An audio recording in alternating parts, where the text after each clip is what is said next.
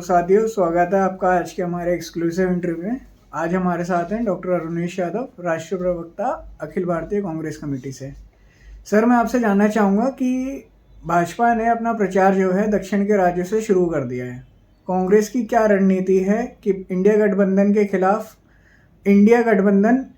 भाजपा के खिलाफ कैसे चुनाव लड़ेगा? क्योंकि भाजपा ने अपना फुल मूड में, वो इलेक्शन के मोड में आ चुके हैं और सुनने में ये भी आ रहा है कि वो सीटें भी जल्दी से जल्द डिक्लेयर करने वाले हैं, मध्य प्रदेश की तरह। मध्य प्रदेश में जैसे 2 महीने पहले उन्होंने चुनाव की उम्मीदवार डिक्लेयर कर दिए थे, ऐसे ही ना तो अभी इंडिया गठबंधन में सीटों का बंटवारा फाइनल हुआ है, ना उम्मीदवार फाइनल हुए हैं। तो कांग्रेस और इंडिया गठबंधन चुनाव के मोड में कब आएगा? सबसे पहले तो आपके दर्शकों का स्वागत है। और जो आपके सवालात हैं, तो इसमें मैं आपको बताना चाहूंगा कि बीजेपी तो 24 घंटे और 12 महीने रहती चुनावी मोड में। इनके पास और कोई काम है ही नहीं। एक चुनाव खत्म होता है, दूसरे चुनाव की ये तैयारी कर लेते हैं और ये अभी सत्ता में है। राजनीतिक दल का मतलब ही यही होता है कि वो चुनाव के लिए सत्ता में है, लेकिन मुझे ये नहीं समझ आता ये जनता के लिए काम कब करेंगे। भाई, नौकरी कब दोगे लोगों को? और जो तमाम समस्याएं हैं उन पे जब काम है कब होगा?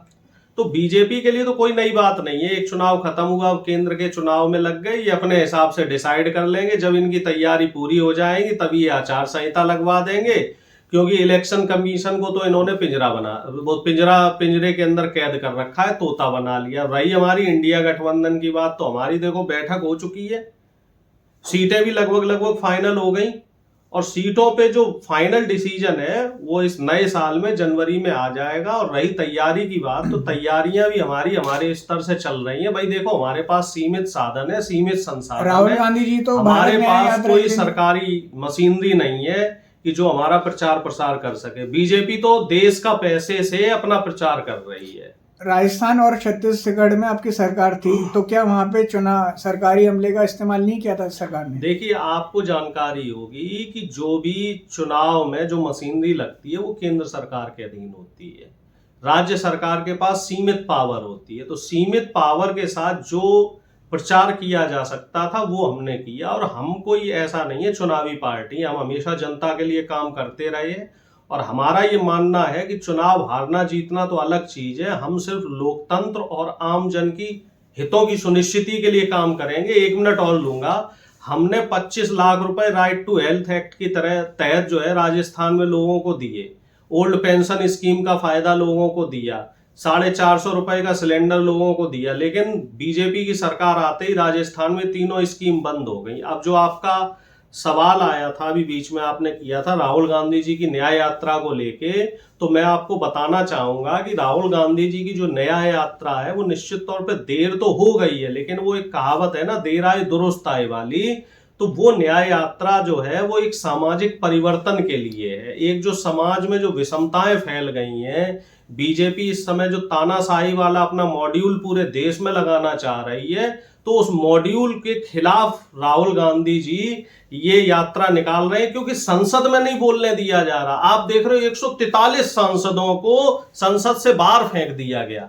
तो अब जनता के बीच में ही जाना पड़ेगा और पूरब से लेके पश्चिम तक जाएंगे। और हमारी यात्रा मणिपुर से शुरू हो रही है और जाके जो है आपकी महाराष्ट्र के मुंबई में खत्म होगी और लगभग हम 14 जिले इसमें कवर करेंगे। तो क्योंकि जनता के बीच में हमें आना पड़ेगा और जनता चाह रही है कि राहुल गांधी जी यात्रा करें। ये जनता की तरफ से जो है सजेशंस आए हैं, जिन पे विचार किया गया और उनको अमली जामा पहनाया गया। तो आपको नहीं लगता कि जैसे जब चुनावी माहौल में पूरा का पूरा भाजपा का नेतृत्व और वो भाजपा के मंत्री जब चुनाव में लगे होंगे और राहुल गांधी सिर्फ यात्रा कर रहे होंगे, क्योंकि कांग्रेस के पास राहुल गांधी के अलावा कोई बड़ा चेहरा नहीं है जिसको वो राष्ट्रीय लेवल पे उतार पाए, तो आपको नहीं लगता कि राहुल गांधी को चुनाव पे ज्यादा फोकस करना चाहिए था? ये यात्रा तो चुनाव जीतने के बाद भी हो सकती थी, अगर चुनाव जीतती पार्टी तो। देखिए, अब एक निष्पक्ष एज ए कांग्रेस का प्रवक्ता ना कह के निष्पक्ष बात की जाए। राहुल गांधी जी ने ये 3 राज्यों के चुनाव जो थे महत्वपूर्ण, चुनाव पे ध्यान दिया। क्या रहा चुनाव में आपने देख लिया, हिंदी भाषी बेल्ट में कहीं ना कहीं कुछ हमारे प्रयासों में कमी रही है। बीजेपी ने साम दाम दंड भेद नीति अपनाई। वो तीनों राज्यों में जो हमारा अच्छा जो एक माहौल बन रहा था, वो माहौल में चूक गए हम थोड़ा सा। अब मेरी बात सुन लीजिए, तो जनता तय करती है जनता चाह रही है, जनता चाह रही है कि राहुल गांधी जी सड़क पे आए और यात्रा करें, क्योंकि वोट जनता को देना है।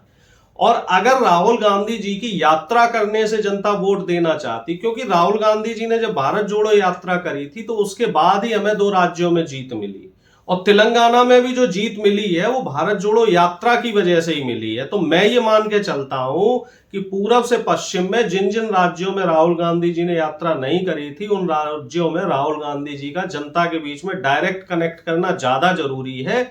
वो भी एक तरीके से मैं मानता हूं एक प्रचार का माध्यम रहेगा, और इससे हमें फायदा मिलेगा, लाभ मिलेगा, क्योंकि जो हमारा कैडर कमजोर हो गया है खासतौर से हिंदी भाषी बेल्ट में, चाहे वो बंगाल हो, चाहे वो गुजरात हो, चाहे वो उत्तर प्रदेश हो, चाहे वो बिहार हो आपका, चाहे वो दिल्ली हो, इन जो तमाम राज्य हैं, उड़ीसा हो, इन तमाम राज्यों में जो हमारा कैडर है वो अपेक्षाकृत कमजोर है, और राहुल गांधी जी के जाने से वो कैडर जो हमारा संगठन है वो मजबूत तो होगा। आपके हिसाब से अगर राहुल गांधी ने तेलंगाना में यात्रा करी तो वो चुनाव जीत गए, पर राजस्थान और मध्य प्रदेश में चुनाव हार गए, तो उसका भी श्रेय राहुल गांधी को ही जाना चाहिए? देखिए, जब चुनाव जीतते हैं तो नेता को श्रेय मिलता है, चुनाव हारे तो ठीकरा भी नेता के सर पे फूटेगा। तो उसके लिए राहुल गांधी जिम्मेदार मानेंगे? अब मैं आपको बता रहा हूं, हम कोई वो बीजेपी की तरह तो है नहीं कि चुनाव जीते तो किसने जिताया जी, मोदी जी ने जिताया, और चुनाव हारे तो मोदी जी की जगह जो है नड्डा जी की फोटो आ गई।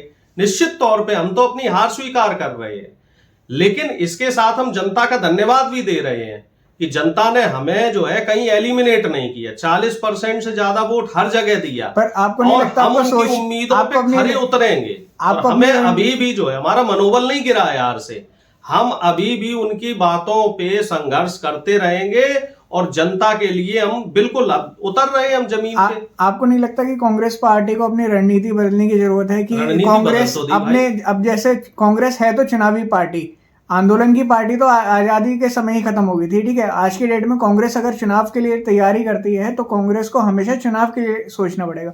आप कह रहे हो मध्य प्रदेश में आपकी हार हुई, मध्य प्रदेश से पहले राहुल गांधी ने सामाजिक न्याय की बात करी, बट चुनाव के सीट बंटवारे में सामाजिक न्याय कहीं दूर दूर तक देखने के लिए नहीं था। क्या अगले चुनाव में कांग्रेस पार्टी इसको ध्यान रखेगी? आपने उन बातों को ज्यादा खुल के कह दिया, मैं वही कह रहा था ना, कुछ हमारी कमियां रहीं और हम उन कमियों से सीखेंगे, उनको पॉजिटिवली लेंगे, और आगे जो चुनाव आएंगे तो उसमें सामाजिक न्याय पे पूरा ध्यान दिया जाएगा, ये मेरा विश्वास है। बाकी पार्टी का आला कमान जो फैसला लेगा, तो हम चूंकि भाई पार्टी के कर्तव्यनिष्ठ कार्यकर्ता हैं, तो हमें उन फैसलों पे पूरी तरीके से पार्टी के शीर्ष नेतृत्व पे भरोसा रहेगा, और हमें पूरी उम्मीद है कि राहुल गांधी जी के नेतृत्व में सामाजिक न्याय की बात होगी, और सामाजिक न्याय को लेके ही ये चुनाव किया जाएगा। तो 2024 में क्या कांग्रेस पार्टी सरकार में आने का मूड बना रही है?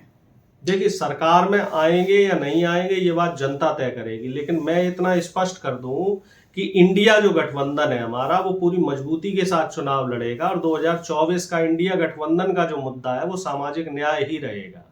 चलिए ठीक है साथियों, आप हमारे साथ जुड़े रहिए, और हम बाकी खबरें देखने के लिए आप हमारे चैनल को सब्सक्राइब कर लीजिए।